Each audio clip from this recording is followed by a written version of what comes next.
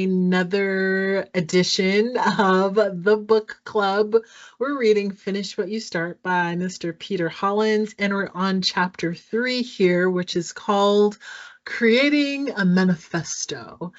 And every chapter keeps getting better and better. I think that once, or at least in my brain, I felt like, oh, okay, like this is everything. This is everything. What more could there possibly be? Wait, there's more. This one is good.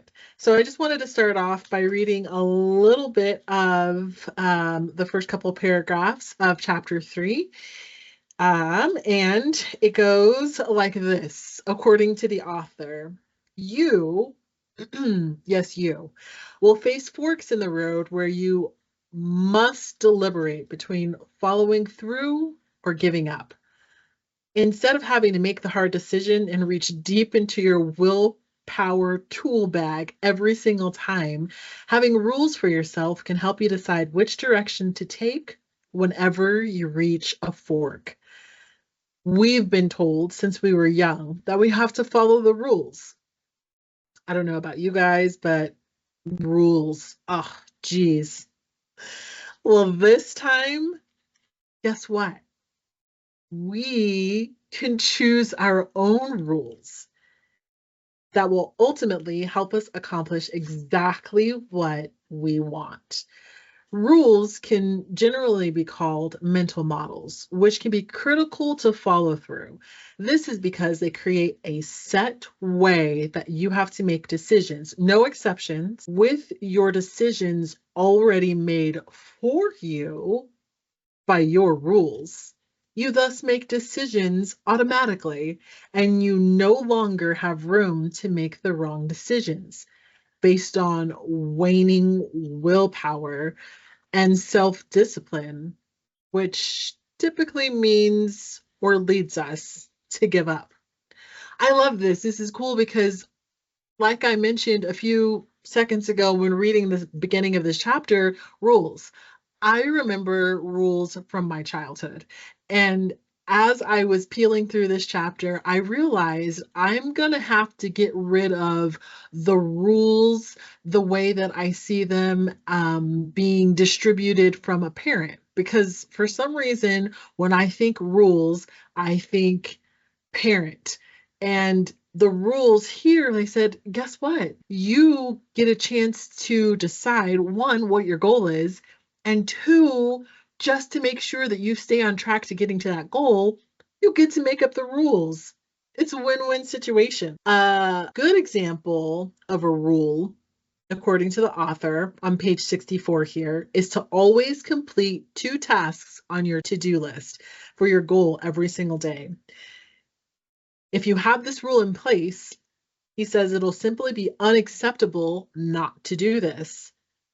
You have to complete the steps no matter what.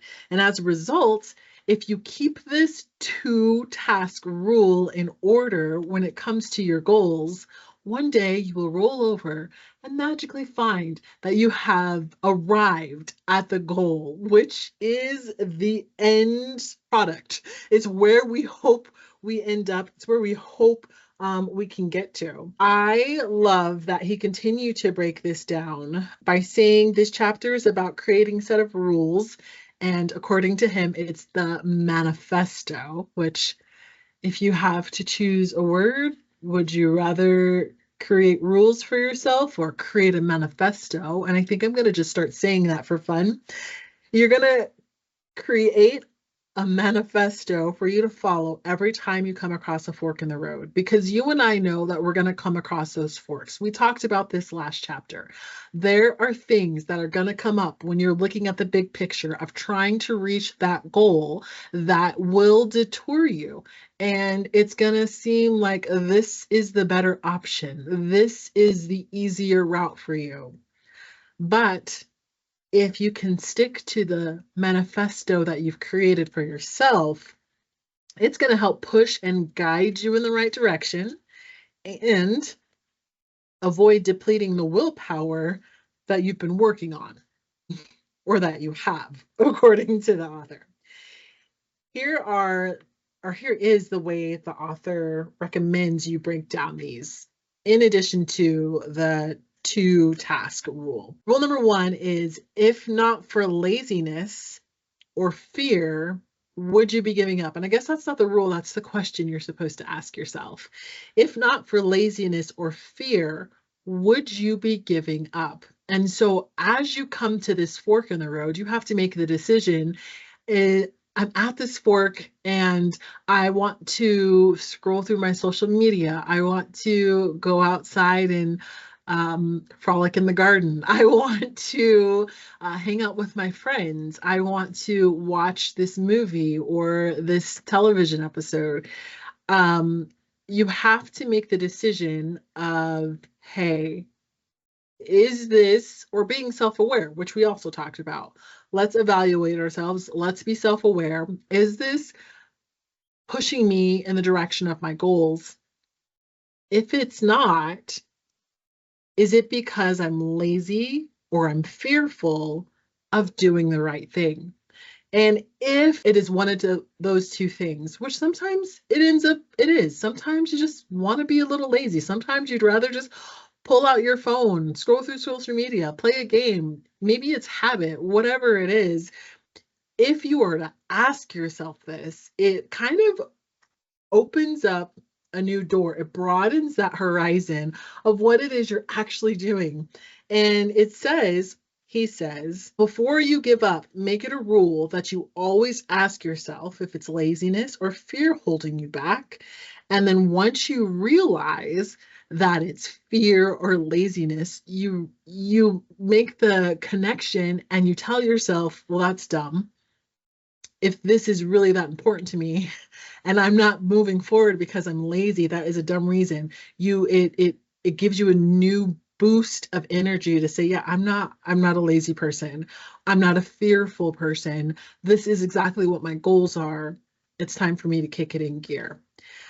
Rule number 2 is the 3-task minimum. So rule number 2 says to focus on 3 things a day maximum. And I'm going to argue with the author a little bit here because I'm not sure how he came up with the exact number 3, but I do agree with where he's going with this. And where he's going is, sometimes we give ourselves way too many tasks and we end up overwhelmed. And in that state of overwhelmed, we decide that we need to recover from that. And then we over recover, we binge recover. And then when it's time to jump back on board to do that thing again the next day or the next time, you remember how overwhelmed you felt the day before, how overwhelmed all those tasks weighed on your head, weighed on your heart, your mental stability. And you're like, nah, I'm good on that. I don't feel like being overwhelmed. So the idea behind the 3-task minimum is, when you're looking at your day, when you're planning your day, you have these actions that you're going to need to take. And sometimes we have the thing that we need to do, the actions that it takes, and we don't actually, or we're not very good at blocking off all the time that's necessary for us to do those things because we're poor at time management. One thing that's really helped me out, and I'm just going to tell you because it's kind of similar to this, is I will actually track how long it takes me to complete a task. I know how long it takes me to do the laundry. I know how long it takes me to clean bathrooms. I know how long it takes me to put away the dishes. I know how long it takes me to go out and do my garden work. And the reason for me that I plan these tasks out, or at least I track them, is so when I'm going to set up my day with things that I need to do, I don't want to get to the end of the day and not have time to relax and unwind and enjoy the things that I want to do. But I also don't want to get to the end of the day feeling like I was a failure for the day. And I think that's what this really harps on here. When you have the setback, you're going to throw yourself into just kind of a tailspin, a whirlwind, a tornado of that same habit over and over again, because you don't quite know, well, you have all these tasks that you need to complete and you don't really know how to manage it. So As he's saying, figuring out how to manage stuff, I'm on page 70 here. He says you need to know the difference between urgent things and important things. And this is important because everything on your list is going to seem urgent. Everything on your list is going to seem important, and you really have to be able to decipher what needs to go where and what order stuff needs to happen in. I know that sometimes when people kind of get to planning out their day, that feeling of overwhelm is because they see this really large task list. They say, oh, I have all of these things that I need to do. And yes, you have all of these things that you need to do, but from that list, you're going to pick out the things that are the most crucial for you to get done that day. That way you can celebrate getting some things actually done and checking things off the list and not bouncing back and forth and not crashing and burning from overwhelm. Crashing and burning from overwhelm. That's what I was looking for earlier. All right, rule number 3, create limitations and requirements. So the author wants you to create an actual code of conduct for you to follow in terms of being more disciplined and following through more.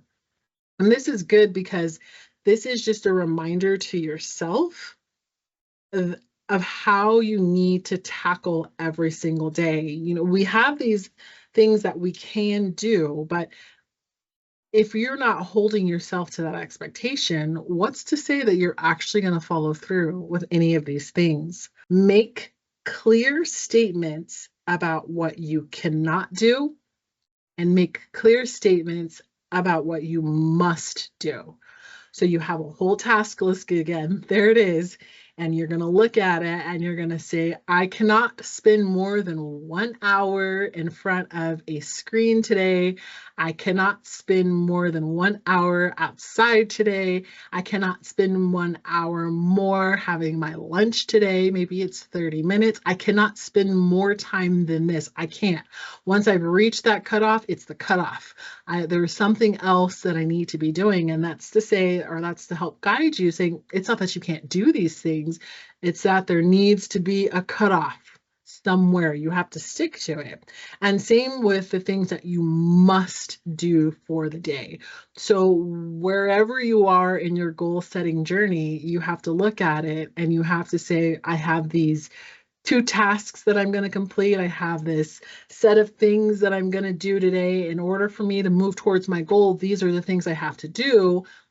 I must do this. If you're going to school, I must show up to school. If I'm going to be successful, I must study for my test for at least 20 minutes a day. Really just make sure that you're creating your what you cannot do and what you must do list. And then number 4 here is to reaffirm your intentions. And he says, and I agree with him, sometimes we get, well, let me just tell you what he says. He says that you're going to notice that he repeats things a lot, or that he's going to have you repeating things a lot. And there is power in being repetitive. So in this repetition, we're going to tell ourselves, when you find yourself, he says, deliberating between quitting or following through, that you're going to ask yourself these 3 questions. And he says, ask yourself these 3 questions now. Have the answer to these questions now, so that when it's time and you actually run into the fork in the road, there is no, I wonder why it is I'm doing what I'm doing. You know exactly. You have it written down. You know exactly the direction you're going in, and you can kind of pump yourself back up. You can get yourself back on track. He says those questions need to be, I want, I will, and I won't. I want, I will, and I won't. So I want, and this is where you say your end goal and how you're going to benefit from it. What is your reason and motivation? And you're going to keep reminding yourself of this. Like, I want this. I want this. I want this. I will. This is where you state how you must reach that end goal and all the work that you should be doing to get there. I will. I will. I will. And I won't. And this is where you say what you shouldn't do, because that action obviously is not moving you forward in the direction of your dreams, your goals. It's stunting your progress. It's stunting your growth. It's stunting you. I won't let not following through stunt me from my goals. That's why we're reading the book. We will finish what we start. We will. Then, after we have figured out, I want, I will, I won't, he says to think in terms of 10, 10, 10. And at first I got a little confused, but now I understand why it's 10, 10, 10. And he says you need to take a moment, again, once you feel that deliberation of the fork in the road. Shall I be successful today or shall I be lazy? Shall I be successful today or shall I live in fear? He says, ask yourself how you will feel in 10 minutes if you choose the lazy, fearful route, how you will feel in 10 hours, or how you will feel in 10 days from now. And again, I got a little confused, but the more I dug into this, it's so that you can kind of see how time strings itself along. Because as we're going through, if I make a choice about, he mentions health choices, diet choices, I'm going to throw out school choices, life choices. If I make a choice, maybe in 10 minutes from now, I feel good about that choice. If I decide, hey, I would rather scroll through social media versus opening up another chapter of the book, well, 10 minutes after I'm, scrolling through social media, or right now I'm playing a fun game that I really enjoy. If I pick up my phone to play the game, 10 minutes, I probably feel good about that. 10 hours might go by, and because of that 10 minutes, it was cool in the 10 minutes, that prolonged me from my actual goal of reading the book. And since 10 minutes had gone by and I had only committed like 30 minutes to reading the chapter for that night, I was like, well, why would I pick up the book now? That doesn't make any sense. And so 10 hours from now, I'm feeling kind of crummy about myself. And then 10 days from now, I'm feeling behind because I had this schedule that I wanted to keep on track for getting through the book. And now I have to either powerhouse through the book and I can't enjoy it, or I have to look back at myself and say, wow, you really screwed that up. And I don't want to disappoint myself. We talk about disappointing others in the first chapter, but I don't want to disappoint me. So 10, 10, 10. It's the string along of time. You might feel good now, but you're not going to feel good later. So make the right choice, move in the right direction. The author also finishes this chapter with what I think is such a strong way to finish a chapter. And he says, rule number 6, page 81, just 10 minutes. Just 10 minutes. And all the other rules I think are good, but this one is about building up, strengthening the muscle of your willpower. We are easily deterred. I am easily deterred. I'm actually very impressed. I only opened my game to play once today. And I don't know if I credit it to understanding that I need to finish what I start. So I need to stay on track, or I also have a very high drive to get everything done super early in the week so that I can kind of coast in towards the weekend. But for me, that willpower is something that can be easily conned, easily swayed. And because it can be easily swayed, you really do have to, like with all of our soft skills, you have to work on making that muscle a stronger muscle. So in this case, we're going to build up willpower by saying just 10 minutes. This final rule is simple.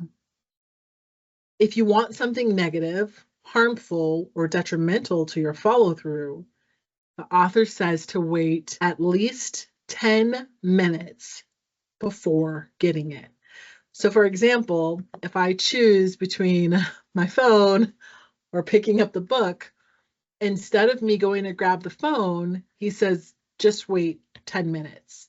And in 10 minutes, I may decide that I still want to play my game. It's been all day, and I should get a chance to play the game if I want to play the game. There should be nothing wrong with that. Or I might get to the point where I say to myself, you know what? Within minute 1, 2, 3, 4, I might as well just pick up the book. Next thing I know, it's been 15 minutes, 20 minutes, 30 minutes. I'm done with a chapter and I'm feeling pretty good about myself. So, in this final recommendation from the author, he says, if you give yourself 10 minutes and you're still craving it after 10 minutes, then have it. It's yours. Or maybe you can wait 10 minutes more because you survived the first 10 minutes just fine. Simply by choosing to wait, you remove the immediate from immediate gratification, building discipline and improving decision making. I think this is so good. I know that I also talked in the last episode, which if you haven't watched that yet, let's go in order. Get back to the intro, chapter 1 and chapter 2, because it looks like we're just snowballing all of these things along the way. But I was mentioning that I have an Amazon cart. So I will typically not buy stuff right away. I just throw stuff in the cart. And it's not necessarily just Amazon. It could be any place that I shop. I throw stuff in the cart and then I just let it sit there. Because the reality of it is, while I enjoy shopping, and I do, I don't need those things right away. It's a rare occasion that I need something that I throw in those carts. It's something that I just want. And it's cool because at the end of the year, I get to have a list of things because people ask me, hey, what do you want? And I'm just like, any of these things. Any of these things are fine. You could throw a dart at anything in this cart and you would be a winner. And the gratification of being like, hey, you know what, I didn't have to buy that is great. I'm still getting the thing is awesome. And realizing, yeah, I don't have to waste my money on all of these things every time I see something that I think I want. And I mention that because I did have a terrible shopping habit in my youth, and I had to figure out a way to curb that. And I can attest to you that if you just wait, you realize it's really not that important. This is not on my way to financial freedom. This is not on my way to my goals. So I can find a better way to spend my time. And in that case, spend my money. All right. Chapter 3, create a manifesto. I think it's so good. Hopefully you are enjoying the book so far. I can't wait for the next chapter, which is called The Follow Through Mindset. I'll see you in the next video. Bye.